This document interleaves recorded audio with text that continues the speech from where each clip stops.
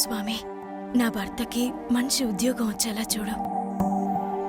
మహారాజులా బ్రతికిన మనిషి మామూలు మనిషిగా జీవించడం మొదలుపెట్టారు. ఆయనని కాస్త కరుణించి ఏదైనా ఒక ఉద్యోగం ఇప్పించు తండ్రి. సీతా, ఏంటండి? అయ్యో, ఏంటండి మీరు? ఆపండి, కళ్ళు తిరుగుతున్నాయి. ప్లీజ్ అండి. అబ్బా, ఏమైందండి మీకు? అలా తిప్పుతున్నారేంటి? కళ్ళు తిరుగుతున్నాయంటే మీరు వినరేంటి? సీత, ఇప్పుడు నేను చెప్పే గుడ్ న్యూస్ వింటే ఇంకోసారి కళ్ళు తిరుగుతాయి. ఏంటండి అది? నాకు ఉద్యోగం వచ్చింది. అవునా? జీతం ఎంతో తెలుసా? 75,000. స్వామి, ఇదిగో నీకు స్వీట్ తీసుకొచ్చాను, తీసుకో.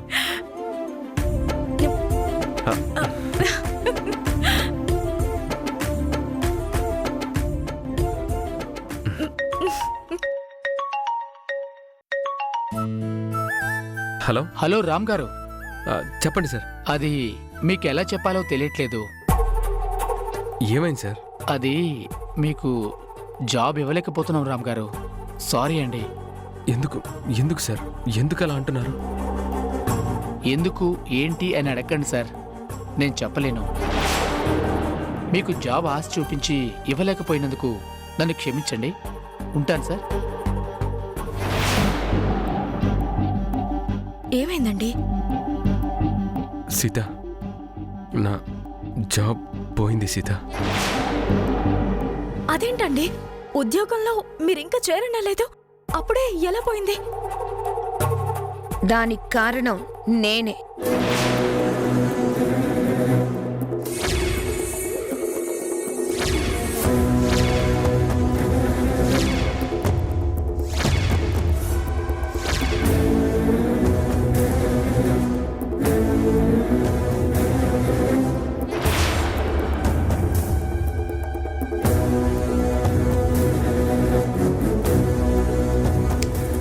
ఏంటి అలా చూస్తున్నారు?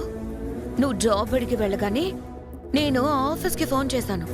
నీకు అపాయింట్మెంట్ లెటర్ ఇస్తే నేను రాణి గ్రూప్ ఆఫ్ ఇండస్ట్రీస్ నుంచి కాంట్రాక్ట్ హోస్టింగ్ లెటర్ పంపిస్తానని చెప్పాను.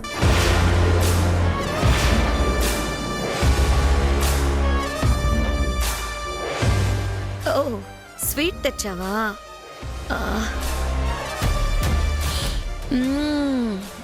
చాలా బాగుంది. నీకు జాబ్ వచ్చినందుకు తినే టేస్ట్ కంటే నీ జాబ్ పీకేసినందుకు తింటుండే ఈ స్వీట్ టేస్ట్ ఇంకో రెట్టింపు అయింది. చూడు, నీకెక్కడా జాబ్ రాదు. నువ్వెంత దూరం వెళ్ళినా అంత దూరం నేను వెంటాడుతూనే ఉంటాను. నీకు బ్రతకడానికి ఏ ఆధారం లేకుండా చేస్తాను.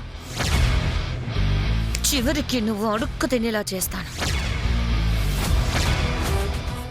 నిన్ను సీత,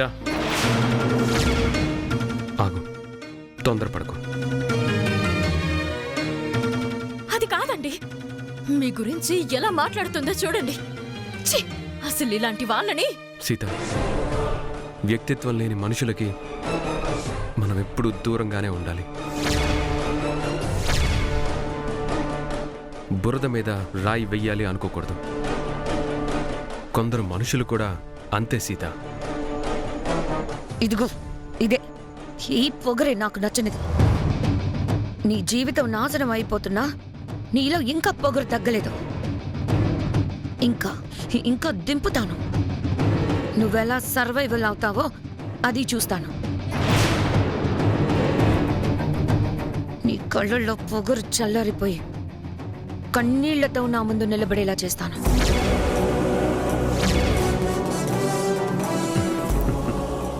నవ్వుతున్నావా? నవ్వు. ఇదే నీకు ఆఖరి నవ్వు. ఆ తర్వాత నీకు నవ్వే ఛాన్స్ ఉండదు. నా గుండెల్లో మంట పెట్టావు. ప్రేమించిన నన్ను మోసం చేశావు. ఎన్నో ఆశలు పెట్టుకున్న నన్ను కాదని ఈ సీతని పెళ్లి చేసుకొని నన్ను దారుణంగా మోసం చేశావు. నిన్ను ఊరికే వదిలేస్తాననుకున్నావా? నరకం నరకం అంటే ఏంటో చూపిస్తాను.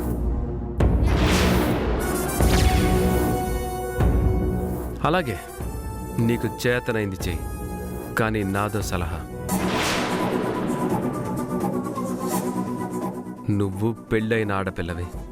ఇలా పరాయి మగాడి దగ్గరకు వచ్చి పాత ప్రేమల గురించి మాట్లాడుతూ అది నీ వ్యక్తిత్వాన్ని ఇంకా తగ్గిస్తుంది. నువ్వొక గొప్ప కుటుంబానికి కోడలివి. ఆ హుందాతనం కాపాడుకో. షటప్! నీ సలహాలు నాకేం అవసరం లేదు. నీ బర్త్ టైం మొదలైంది రామ్. నీకు చుక్కలు చూపించకపోతే నా పేరు శశిరేఖే కాదు.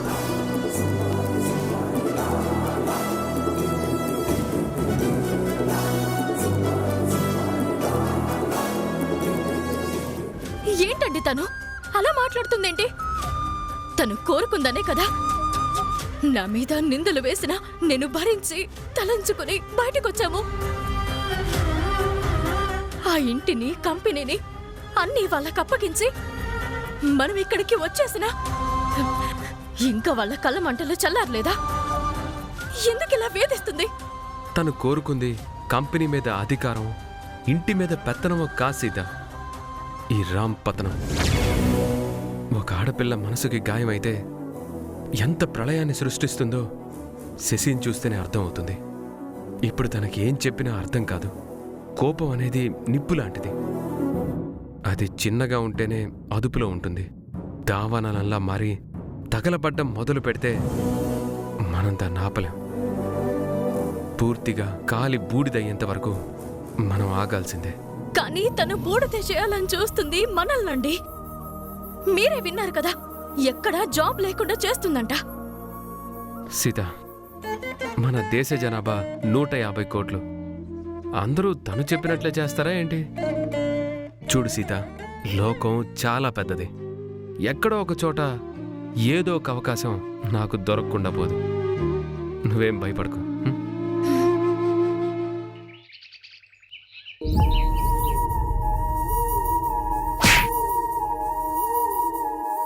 పని మనిషివి పని మనిషిలాగా ఉండు. పిచ్చి పిచ్చిగా వాగితే చీరేస్తాను. పో అవతలికి. ఇది ఖచ్చితంగా చిన్నమ్మగారి పని. అన్యాయంగా సీతమ్మగారి మీద నిందలేసేసినది. ఆ అమ్మని ఇంటి నుంచి ఎల్లగొట్టేసినది. అయినా కడుపు మంట సల్లారినట్లేదు. రత్తాలు,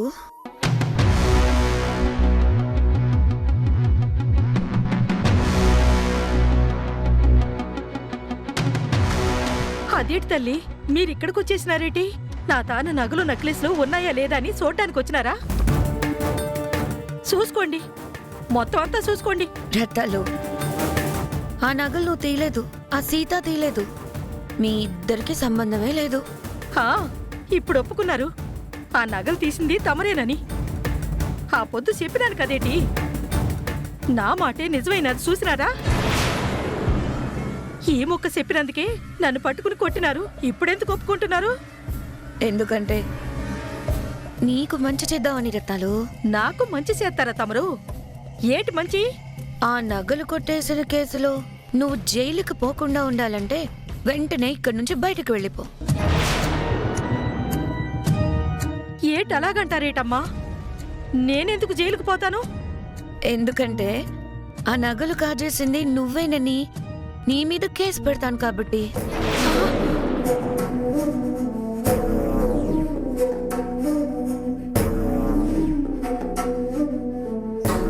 ఓలమ్మోలమ్మో, నా మీదే కేసు పెడతావా తల్లి? నేనేటి చేసినాను?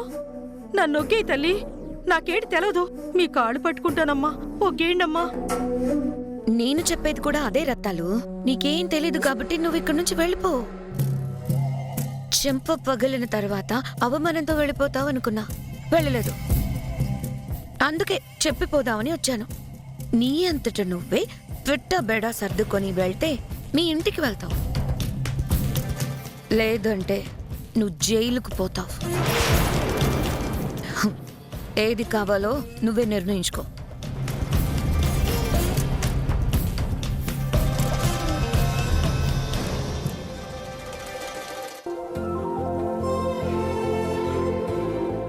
తాతయ్య, కాఫీ తీసుకోండి. తీసుకోండి. ఏమా కాఫీ నువ్వు తీసుకొచ్చావు? రత్తాలు ఎక్కడా? తనింకా రాలేదు తాతయ్య. రాలేదా? ఏమో మరి, ఒంట్లో బాలేదేమో పాపం. ఒంట్లో బాగోలేకపోతే మనతో ఒక మాట అయినా చెప్తుంది కదా. సర్లే, సాయంత్రం డాక్టర్ దగ్గరికి తీసుకెళ్దాంలే.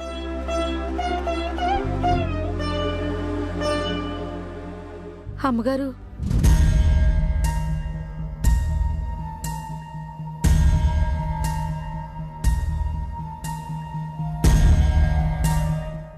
ఏంటి రత్తాలు, బ్యాగ్ తీసుకుని ఎక్కడికి బయలుదేరావు?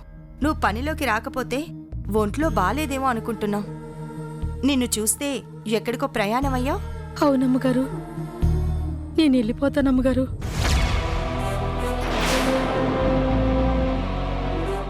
ఎక్కడికి? ఊరికా? ఉన్నట్టుండి నువ్వు వెళ్ళిపోతే ఇలా రత్తాలు? రానికి ఒంట్లో బాగాలేదన్న విషయం నీకు తెలుసు కదా. ఇప్పుడు ఈ ఇంట్లో పనులను ఎవరు చేస్తారు? అది కాదయ్యా. ఓ 4 రోజులు ఆగు, ఎవరినన్నా చూశాక ఆ తర్వాత వెళ్దు గాని. లేదయ్య గారు, నేను వెళ్ళిపోతాను, మళ్ళీ రానయ్యా. ఏంటి, మళ్ళీ రావా? అంటే పని మానేసి వెళ్ళిపోతున్నావు రత్తాలు? అవునయ్యా. ఏంటి రత్తాలు, ఏమైంది? ఎందుకు వెళ్ళిపోతానంటున్నావు?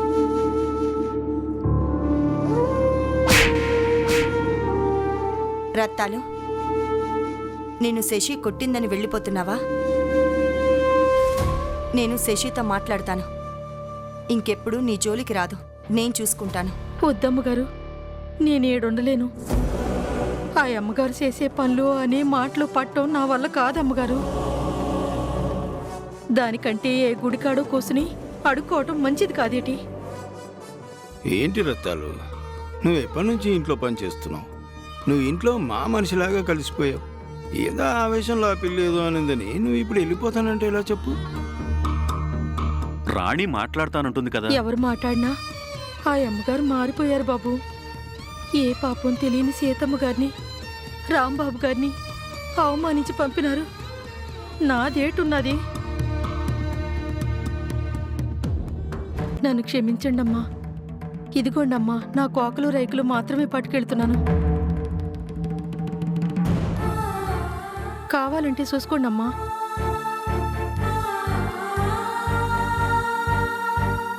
వెళ్తానమ్మా. ఉంటాను బాబు, ఉంటానయ్యా.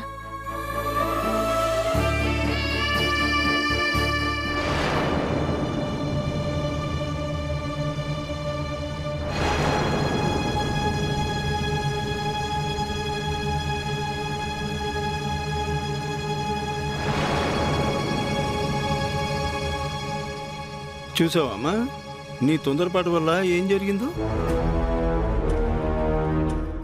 రత్తాలు ఇంట్లోంచి వెళ్ళిపోతుంది. రత్తాలు ఈ ఇంటికి నువ్వు కోడలుగా రాకముందు నుంచి పనిచేస్తుంది. ఇప్పుడు నీ వల్ల ఇల్లు వదిలి వెళ్ళిపోతుంది. ఏంటమ్మా ఇది? వెళ్తే వెళ్ళనియండి తాతయ్య. ఏ అది పోతే ఇక పని మనుషులు దొరకరా? డబ్బులిస్తే చాలా మంది దొరుకుతారు. డబ్బులిస్తే పని మనుషులు దొరుకుతారా? కానీ వచ్చే ప్రతి వాళ్ళు సొంత మనుషుల్లా మనతో కలిసిపోరు. పని మనుషుల్ని పని మనుషుల్లాగే ఉంచాలి గాని సొంత మనుషుల్లాగా ఫీల్ అవడం ఏంటమ్మా? ఇలా ఆలోచించే ఆ రత్తాల్ని నెత్తిన పెట్టుకున్నారు. అది పోతే నష్టమా? ఆఫ్టర్ ఆల్ పని మనిషి. ఇప్పుడు విషయం ఇంట్లోంచి వెళ్ళింది పని మనిషి ఇంటి మనిషి అని కాదురా. ఇంట్లో వదిలి ఒక్కొక్కరు వెళ్ళిపోతానంటున్నారు. ముందు ఆదిత్య, తర్వాత సీతారాములు, ఇప్పుడు రత్తాలు, తర్వాత ఒకరు, ఆ తర్వాత ఇంకొకరు. ఇలా అందరూ ఇల్లు వదిలేసి వెళ్ళిపోతుంటే ఈ అయోధ్య నిలయం అనాథగా మిగులుతుందిరా. నలుగురు మనుషులుంటే దాన్ని ఇల్లు అంటారు. 4 లక్షల మంది ఉంటే దాన్ని ఊరు అంటారు. ఎవరు లేని దాన్ని శ్మశానం అంటారు. అందరూ ఉంటేనే రాజ్యం వెళ్ళడానికి ఒకరోజు సింహాసనం ఉంటుంది. ఎవరు లేని చోట సింహాసనం ఎక్కి నేనే రాజుని నేనే రానినంటే అక్కడ మీరు తప్ప ఎవరు ఉండరా, అది తెలుసుకోండి. అంటే ఏంటి తాతయ్య? ఇంట్లో అందరినీ నేనే పంపించేసి ఇంటిని శ్మశానంగా మారుస్తున్నానని అంటున్నారా? ఒక పని మనిషి ఇంటి కోడల్ని పట్టుకొని దొంగ అని అంటే మీకు తప్పుగా అనిపించలేదు? ఇంటికి పెద్ద కోడలని నెత్తిన పెట్టుకున్న మనిషి ఇంటి పరువు తీసిందని ప్రూఫ్స్తో సహా చూపించినా అది తప్పు కాదు. ఆవిడ తప్పు చేయలేదని అంటున్నారు, కానీ రత్తాలు ఆఫ్టర్ ఆల్ ఒక పని మనిషి. మీరు వద్దు, మీ పని వద్దు అని వెళ్ళిపోతుంటే నన్ను పట్టుకుని మాట్లాడుతున్నారు. నేను మాట్లాడట్లేదమ్మా, అర్థం చేసుకో అంటున్నాను. నాకు అర్థమైందిలేండి తాతయ్య. మీ అందరికీ ఆ రామ్ సీత ఇల్లు వదిలి వెళ్ళడం నచ్చలేదు. నా మీద నింద వేస్తే పారిపోలేదు, కానీ ఆ సీత ఎందుకు వెళ్ళిపోయింది? ఎందుకంటే అది నిజం కాబట్టి, సాక్ష్యాధారాలతో దొరికిపోయింది కాబట్టి. ఆదిత్య బయటకు వెళ్ళాడంటే కారణం తను తప్పు చేశాడు కాబట్టి. తప్పులు చేసిన వాళ్ళు తలెత్తుకోలేక పారిపోతే దానికి నన్ను టార్గెట్ చేయడం చాలా విచిత్రంగా ఉంది తాతయ్య. అయినా ఇలాంటివి అన్నీ నేను లెక్క కూడా చేయను. రేపు ఇంకో పని మనిషిని చూడమని మా డాడీకి చెప్తాను. మీరేం టెన్షన్ పడకండి. పదబాలు వెళ్దాం.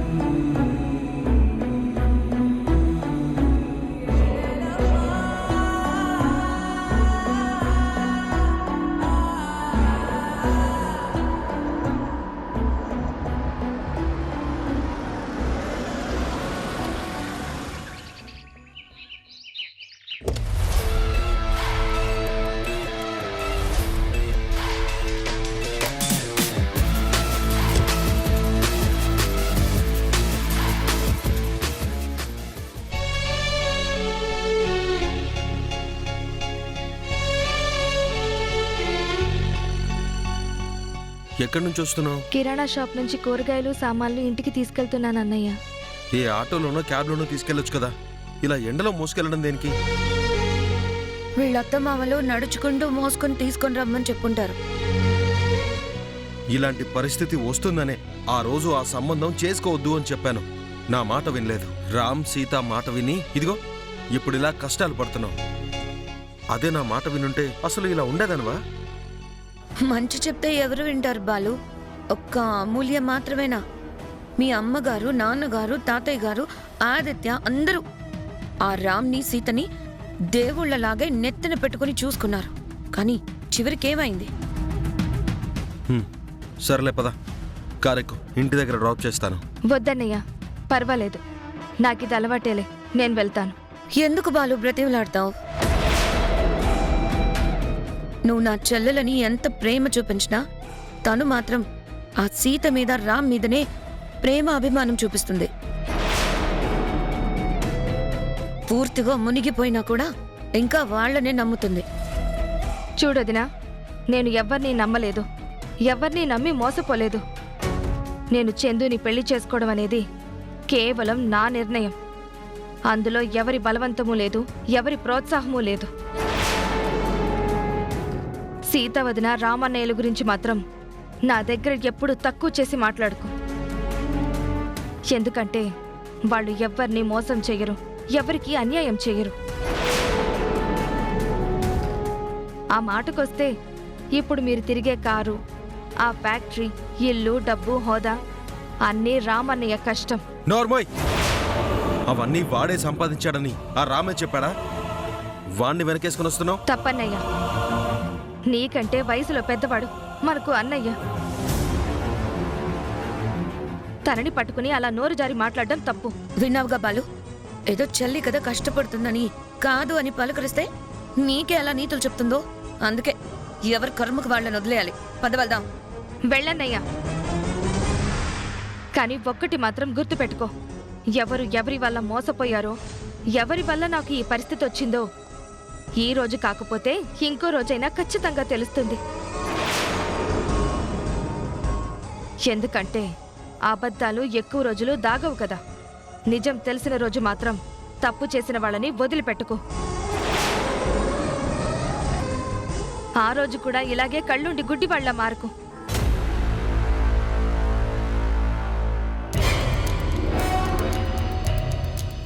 చూసావా బాలు, నీ చెల్లెలికి ఎంత తలపొగరుందో. ఇంత జరిగిన తర్వాత కూడా ఇంకా సీతారాములని వెనకేసుకొస్తుంది. ఇలాంటి వాళ్ళని వాళ్ళ కర్మకు వాళ్ళని వదిలేయాల్సిందే తప్ప సాయం చేయాలని చూడకూడదు.